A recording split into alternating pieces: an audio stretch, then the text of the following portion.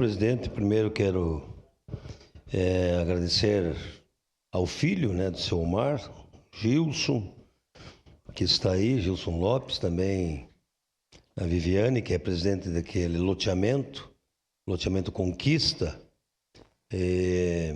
Obrigado pela paciência também de aguardarem.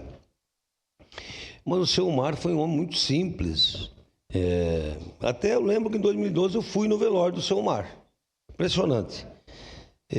Foi lá no centro comunitário. Um homem pronto para tudo, ajudava nas ações da comunidade.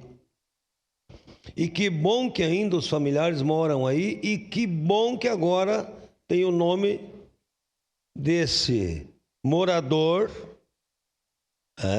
Para que buscar gente de fora? Então vive. Os parabéns. O Beco da Fumaça agora vai ter nome do seu Omar. E eu conheço muito bem o Conquista e sei de quanto o executivo trabalhou para que aqueles moradores tenham escritura, João Wes, prefeito Adiló. A gente precisa valorizar. E também o trabalho das lideranças, especialmente a Vivi. Então, é justo valorizar quem ajudou a construir uma comunidade.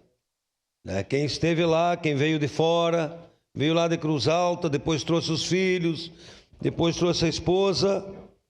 Então, é uma justa homenagem e a gente precisa valorizar. Agora lá tem escola boa, Escola Santa Corona, com ginásio.